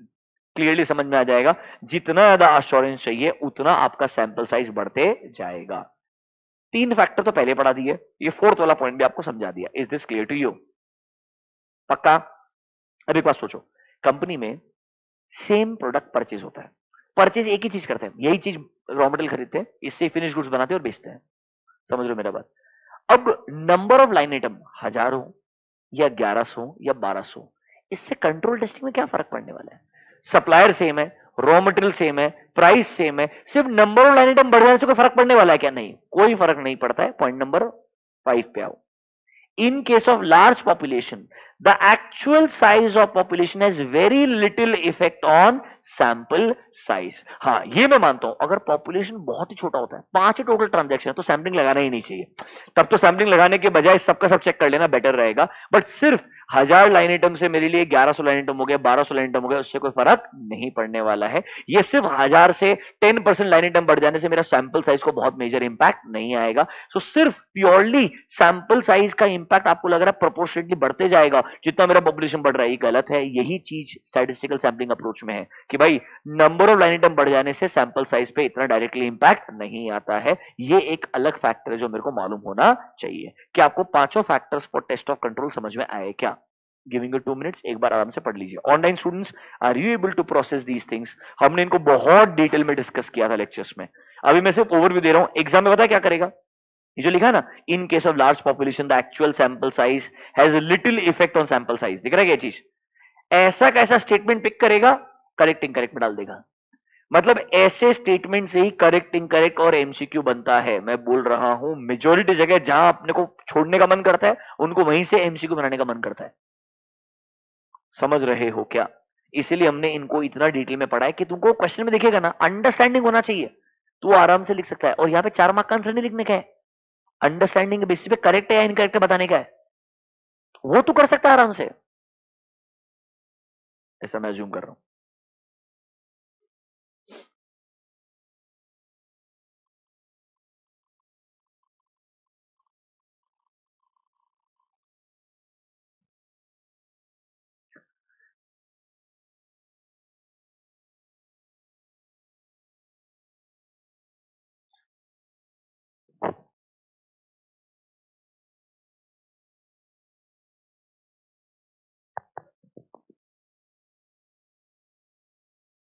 आगे चले, अब आ जाओ factors for test of detail. यहां पर ज्यादा चांसेस एमसीक्यू आने के। Factors for test of detail in your modules page number 1C.68, are you there? सबसे पहले आओ पॉइंट नंबर 3 पे। पॉइंट नंबर 3 के बाजू में लिखो सैम्पलिंग रिस्क कॉन्सेप्ट है same. Point number 3 is your sampling risk. Point number 4 is your tolerable error. Number 5 is your expected error, ये ऑलरेडी पढ़ा है मैंने, ठीक है ना? Number 3 sampling risk, number 4 tolerable error, number 5 expected error. वो जो सेम जनरल फैक्टर्स आपको लिखा के दिए ना, वैसे लिख के दिया इन्होंने, ठीक है? अब 2-3 एडिशनल फैक्टर्स हैं यहां पे। कम टू पॉइंट नंबर 2। अगर मैं बोलता हूं किसी एरिया पे अदर सब्सटैंटिव प्रोसीजर, ये दिख रहा है कि वर्ड अदर सब्सटैंटिव प्रोसीजर, मतलब एक्सटर्नल कंफर्मेशन लगाना पॉसिबल है, एनालिटिकल रिव्यू प्रोसीजर लगाना इजीली पॉसिबल है। याद करो, तुमको एक एग्जांपल दिया था, एक रियल एस्टेट कंपनी है, ठीक है? उन्होंने अपने सारे अपार्टमेंट्स लीज पे दिए हुए हैं, लीज का रेंट अमाउंट कैलकुलेट करने का है। आपको ऑलरेडी मालूम है टोटल नंबर ऑफ अपार्टमेंट कितने हैं, पर अपार्टमेंट रेंटल अमाउंट कितना है, ऑक्यूपेंसी का आपको सॉफ्टवेयर दिया है ऑलरेडी पूरा का पूरा। आप परफेक्टली कैलकुलेट कर सकते हो कि टोटल लीज से पैसा कितना आना चाहिए। इधर मेरे को सैम्पलिंग में रिलाई क्यों करने का है? तो जहां पर मेरे पास में अदर सब्सटैंटिव प्रोसीजर, चाहे वो एक्सटर्नल कंफर्मेशन है, चाहे वो सब्सटैंटिव एनालिटिकल प्रोसीजर है, वो एक बेटर तरीका है, बेटर अप्रोच है, तो मेरा डिपेंडेंसी सैंपल सिलेक्शन में कम हो जाता है ना। So if I have other substantive procedures available, can I say my sample size will automatically come down because मुझे उस टेस्ट ऑफ डिटेल्स पे सिर्फ सैम्पलिंग पे रिलाई करना ही नहीं पड़ेगा। देखो क्या बोलते हैं, the more auditor is relying on other substantive procedures, तो ultimately the less assurance I will need from sampling. Can I say overall I will need a lesser or a smaller sample size. ये 520 analytical procedure में example भी है, कल वापस आएगा, ठीक है? Come to point number 6। Can you see word stratification? आपको ये चीज अभी जिस पता है मैंने, स्ट्रैटिफाइड रैंडम सैम्पलिंग। जितना ज्यादा एक पॉपुलेशन को डिवाइड करके सैंपल, सिंपल चीज समझो, एक पॉपुलेशन में line item 10,000, directly sample select कर रहे हो, आपको 1000 सैंपल सेलेक्ट करने पड़ रहे हैं, थोड़ा बहुत कंफर्ट आ रहा है। अब मैं बोलता हूं 10,000 को डायरेक्टली चेक करने के बजाय 10,000 को 10 अलग अलग पार्ट में डिवाइड कर दो। There are 10 sub population and in every sub population select a sample. मतलब sir I have a sub population of 100, ऐसे 10 अलग अलग सब पॉपुलेशन है, सब पे इंडिविजुअली सैंपलिंग लगाया। हो सकता है सारा कलेक्टिवली जो सैंपल साइज मिला के आ रहा है ना, वो 400 ही आ रहा है। 400 out of 10,000 can give you more comfort rather than testing the 1,000 without using your brain. So जब स्ट्रैटिफिकेशन पॉसिबल होता है, एक पॉपुलेशन को लॉजिकल तरीके से डिवाइड करना पॉसिबल होता है, तो आपको समझ में आता है, ठीक है भाई, ये 10,000, याद करो ये बिजनेस एनवायरनमेंट भी था, सब कुछ ब्रॉडर लेवल पे समझने का ट्राई करो तो समझ में नहीं आएगा, बिजनेस एनवायरनमेंट इज कॉम्प्लेक्स। वैसे ही ओवरऑल जब एक बिजनेस में कोई भी चीज को ऑडिट करने के लिए जा रहे हो, डायरेक्ट 10,000 का टोटल अमाउंट देख करके कंफर्ट नहीं आएगा। उस 10,000 को कितना स्ट्रैटिफाई कर सकते हो, मतलब डिवाइड कर सकते हो सब पार्ट्स में। जितना ज्यादा डिसएग्रीगेशन पॉसिबल होगा, उतना आपके लिए कंक्लूजन पे आना पॉसिबल होगा। मतलब if stratification is possible, understand, I will have to select a lesser sample size to get the same amount of comfort, to get the same amount of comfort. मतलब 10,000 पे डायरेक्टली सैंपल सिलेक्शन करूंगा, 1000 line item check करने के बाद भी comfort नहीं आएगा। पर 10,000 को 10 पार्ट में डिवाइड कर लूंगा और हर पार्ट में से अलग अलग चेकिंग करूंगा, तो शायद मे भी 400-500 सैंपल चेक करके भी ज्यादा कंफर्ट आ जाएगा। क्योंकि यहां पर मालूम है ना, इस पर्टिकुलर लाइन आइटम के अंदर, मतलब इस पर्टिकुलर पॉपुलेशन में ये टाइप का नेचर है। अरे ITC segment by segment reporting क्यों करते हैं? क्योंकि हर सेगमेंट में कॉस्ट अलग नेचर का होता है। सेगमेंट रिपोर्टिंग पढ़ाया होगा ना आपको, टबैको का अलग होता है, एफएमसीजी का अलग होता है, होटल का अलग होता है, यस और no? That is nothing but stratification only. क्यों करते हैं? पूरा आईटीसी का रेवेन्यू चेक करने के बजाय segment by segment revenue check करने का, पूरा आईटीसी का कॉस्ट चेक करने के बजाय segment by segment cost check करने का, इससे आपको बेटर समझ में आएगा। देखो क्या बोलता है, when stratification is possible the sample size will decrease, क्योंकि there is a wide range of variability normally in the population, इसीलिए इतना बेटर होगा अगर मैं स्ट्रैटिफाई कर लूं। और आइडियली जो मेरा सैंपल का साइज भी है ना वो कम होते जाएगा, अदरवाइज मैं पागल जैसे पूरे लाइन आइटम को चेक करते जाऊंगा क्योंकि मुझे कंफर्ट आएगा ही नहीं, क्योंकि एक लाइन आइटम मिल रहा है टोबैको प्रोडक्ट का, एक मिल रहा है होटल का, और ना मेरे पास में पूरा अंडरस्टैंडिंग रहेगा बिजनेस का। ज्यादा इसके वजह टीम्स में डिवाइड करो, हर टीम को अलोकेशन करो अलग अलग एरिया चेक करने के लिए, you will get a better comfort. So stratification से आपका सैंपल साइज का जो नंबर है वो कंपैरेटिवली कम हो जाता है, अगर स्ट्रैटिफिकेशन पॉसिबल होता है तो। ठीक है, नेक्स्ट, नॉर्मली लाइन आइटम बढ़ जाने से कोई ज्यादा इफेक्ट नहीं होता है। याद करो टेस्ट ऑफ कंट्रोल में भी सेम था, सिर्फ ट्रांजैक्शन के लाइन आइटम बढ़ जाएंगे उससे फायदा नहीं होगा। बट इस सिचुएशन समझना sir, purchases previous year current year, total line item 10,000, amount कितना था ₹10,000। सो लाइन आइटम 10,000 से बढ़ के हो गए 20,000, अमाउंट इन्वॉल्व 10 करोड़ से जंप होकर के गया 45 करोड़। अब मैं बोल सकता हूं क्या, यहां मेरा जो सैंपल साइज था और जो यहां मेरा सैंपल साइज था वो सेम रहना चाहिए। यहां पे ये जंप से इंपॉर्टेंट ज्यादा पता है क्या, ये जंप है। Are you understanding my point? And इसकी वजह से मेरे मटेरियलिटी में भी जंप आएगा, इसकी वजह से मेरे मटेरियलिटी में भी जंप आएगा। बट इसका मतलब ये नहीं है, तुम कैलकुलेशन कैसे करोगे, सर यहां पे जो सैंपल सेलेक्ट किया ना, लेट्स से यहां पे सैंपल सेलेक्ट किया x, कहना से ये जंप 4.5x है, समझ रहे हो, तो ये मेरे लिए 4.5x होना चाहिए, ऐसा डायरेक्टली भी नहीं बोलते हो। बीच में देखोगे मटेरियलिटी में कितना चेंज आया है लॉजिकली, तो ये बोल रहा है जंप आएगा सैंपल साइज में, बट ये भी सोचना मटेरियलिटी में भी क्या क्या चेंजेस आ रहे हैं। तो आप डायरेक्टली सिर्फ लाइन आइटम बढ़ जाने से, अमाउंट बढ़ जाने से, पॉपुलेशन की वजह से सैंपल साइज पूरा का पूरा बढ़ जाएगा, ये डायरेक्टली बोलना गलत होता है। इफेक्ट आता है बट सर डिपेंड करेगा कितना आएगा, ये आपको circumstances to circumstances answer vary करेगा, सिचुएशन समझना पड़ेगा, फिर डिसाइड करना पड़ेगा मेरा सैंपल साइज बढ़ना चाहिए तो कितना बढ़ना चाहिए। डायरेक्टली नहीं बोलोगे यहां पे 10,000 का 20,000 हो गया तो यहां सैंपल साइज x का 2x कर दो, वैल्यू 1 का 5 हो गया तो यहां पर x का 5x कर दो। डायरेक्टली ऐसा नहीं होता है, प्रोपोर्शनल चीजें बाकी भी बदलेगी, वो अजम्पशंस बदलेंगे, उसके हिसाब से आपका सैंपल साइज चेंज होगा। देखो उन्होंने एक नाइस मस्त लाइन लिख के दिया है, देखो using monetary unit sampling if there is a increase in the monetary value, दिखाया ना मैंने 10 करोड़ से 45 करोड़ पे गया, अरे हाँ है ना, the population increases sample size unless, मतलब बढ़ेगा sample size unless there is a offset, offset by a proportionate increase in materiality. सोचो ना लास्ट ईयर जब आपका ये नंबर 10 CR था तो मटेरियलिटी लेवल था 20 लाख का, इस बार मटेरियलिटी लेवल होगा 1 CR का, मटेरियलिटी लेवल तो बढ़ गया ना, अरे हाँ है ना, तो जरूरी थोड़ी है उतना को तो पूरा डिटेल चेकिंग करना पड़ेगा, नहीं अब चीजें ज्यादा इमटेरियल होने लग गई है तो थोड़ा इफेक्ट तो आएगा ना उसका। मैं नहीं बोल रहा हूं कि बिल्कुल सैंपल साइज नहीं बदलेगा, बट सैंपल साइज प्रोपोर्शनली उतना को उतना बढ़ेगा, ये बोलना भी गलत है। इसका थोड़ा ऑफसेट इम्पैक्ट देखना पड़ेगा कि मटेरियलिटी के चेंजेस की वजह से मुझे एक्चुअली में सैंपल साइज जो बढ़ाना चाहिए वो कितना एक्चुअली में बढ़ाना चाहिए। बात समझ में आया क्या? ठीक है, मतलब डायरेक्टली पॉपुलेशन का size does not impact my sample size, it is going to be a subjective answer. Do you understand this? These are my factors affecting sample size for test of detail and test of controls.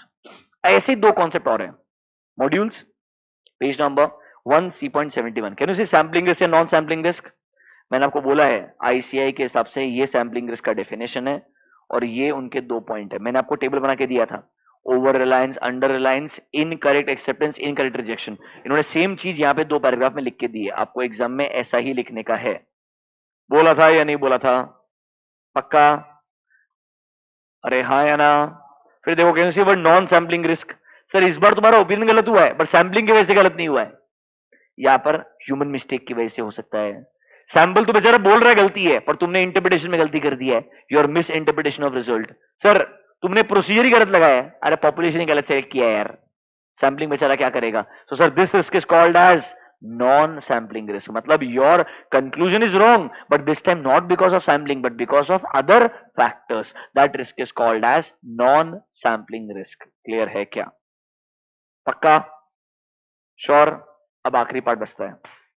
देखो, sampling लगाया, उसके बाद आपको गलतियां मिलेगी, याद है क्या? तो आपको याद है एक कॉन्सेप्ट पढ़ाया था एसए 320 में,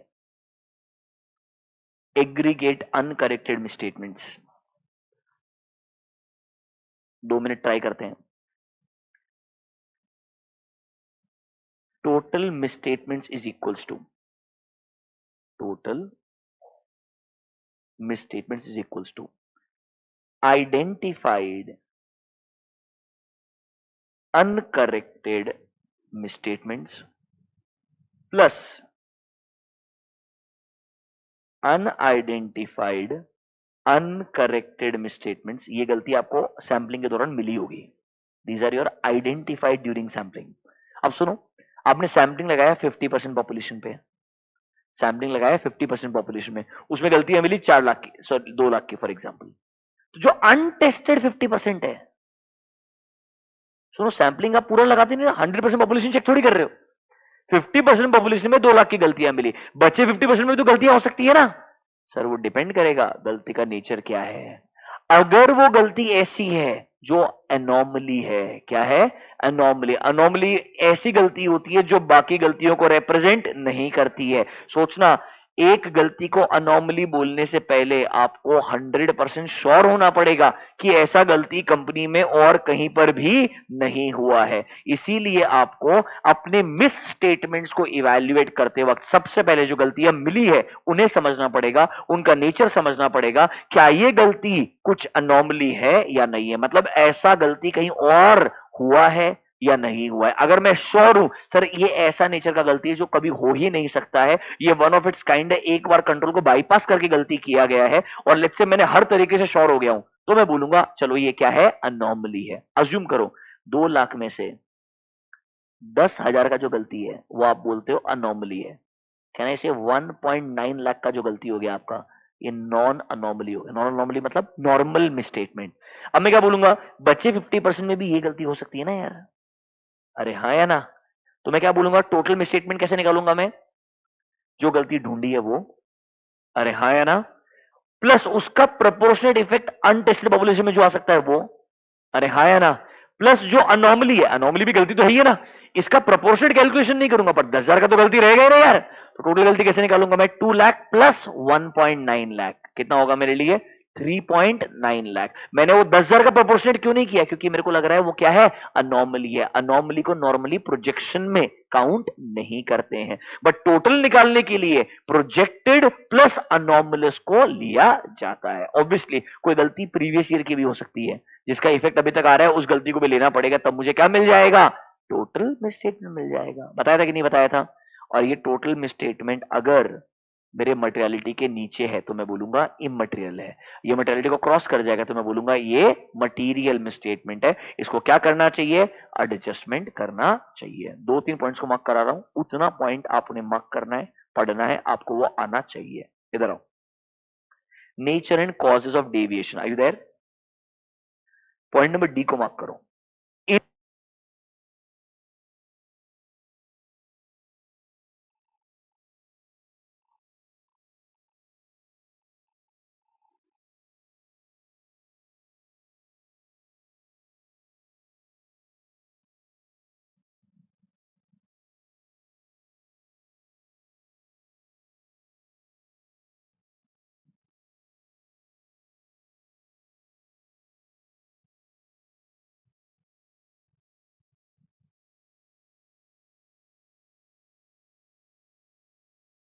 हेलो हेलो, या in extremely rare circumstances when auditor consider a misstatement or deviation in a sample to be an anomaly, मतलब उसको 100% श्योर होना चाहिए कि ये गलती रिप्रेजेंटेटिव नहीं है बाकी गलतियों का इन द पॉपुलेशन। इसके लिए उसने बहुत ज्यादा प्रोसीजर लगाना चाहिए, मैनेजमेंट से इंक्वायरी करना चाहिए, ईआरपी में समझना चाहिए क्या इस नेचर का गलती रिपीट हो सकता है क्या। अगर श्योर हूं तो ही मैं उसको क्या बोलूंगा? ये क्या है? अनोमली है, क्योंकि उसको मैं प्रोजेक्शन में काउंट नहीं करूंगा। किसमें काउंट नहीं करूंगा? प्रोजेक्शन। प्रोजेक्शन क्यों करते हैं? क्योंकि यार पॉपुलेशन पूरा जो है उस पर मुझे ओपिनियन देना है। टेस्टिंग किया है मैंने सैंपलिंग लगा करके, तो जो अनटेस्टेड पॉपुलेशन उसमें भी गलतियां हो सकती है ना यार। तो कहना इसे मेरे को टोटल मिसस्टेटमेंट कैसे निकालना होता है, देखो जरा ध्यान से। Sir auditor is required to project misstatement, auditor is required to project misstatement. And remember, while you are projecting, remember when a misstatement has been established as an anomaly, it should be excluded while projecting misstatement. So can I say my total misstatement is equals to projected misstatement plus anomalous misstatement? Total misstatement is equals to my projected misstatement plus anomalous misstatement plus अगर कोई previous year का identified misstatement है, क्या है, previous year का identified misstatement है, ये सब क्या बन जाएगा मेरे लिए, टोटल मिसस्टेटमेंट। और ये टोटल मिसस्टेटमेंट अगर मेरे मटेरियलिटी को क्रॉस करता है तो मैं क्या बोलूंगा इसको, मटेरियल मिस्टेक। अनॉमली कॉन्सेप्ट आना चाहिए। प्रोजेक्शन करते वक्त अनॉमली को कंसिडर नहीं करते हैं, बट टोटल निकालते वक्त प्रोजेक्टेड प्लस अनॉमली दोनों को लेते हैं, फिर डिसाइड करते हैं ये टोटल मिसस्टेटमेंट मटेरियल है या नहीं है। कहना इसे 320 मटेरियलिटी को ही यूज किया जाएगा to conclude whether a misstatement is a material misstatement और नॉट। देखो वैसे तो 530 एकदम एक नेवर एंडिंग टॉपिक है, जितना चाहो डिस्कस कर सकते हो, बट कहीं तुमको रुकना पड़ेगा आइडियली। मेरे हिसाब से एग्जाम पॉइंट ऑफ व्यू से मेजर चीजें यही रहने वाली है। दो चीजें और है जिसका आपको डेफिनेशन आना चाहिए। एक, स्ट्रैटिफिकेशन क्या होता है, पेज नंबर 1C.61। स्ट्रैटिफिकेशन मैंने आपको कौन सा पढ़ा दिया, अंडर स्ट्रैटिफाइड रैंडम सैंपलिंग, जहां पर आप क्या कर रहे हो, पॉपुलेशन को डिवाइड कर रहे हो इनटू सब पॉपुलेशन। याद है स्ट्रैटम में डिवाइड कर रहे थे आप, अरे हाँ या ना। फिर सर एक कॉन्सेप्ट है वैल्यू वेटेड सिलेक्शन, ये हमने यूज किया है एमयूएस में। कहां यूज किया है हमने, एमयूएस में। जहां जहां वैल्यू इन्वॉल्व ज्यादा है वहां आपने सैंपल सिलेक्शन ज्यादा करना चाहिए। मतलब सर वैल्यू, मॉनिटरी वैल्यू के हिसाब से वेटेज दो, जहां पे आपको मॉनिटरी वैल्यू ज्यादा है हायर वेटेज एलोकेट करो एंड उन सैंपल्स को ज्यादा पिक करो, that is called as value weighted selection. दोनों टेक्निक्स हम नॉर्मली हमारे मेथड्स के अंदर यूज करते हैं। अभी गुड।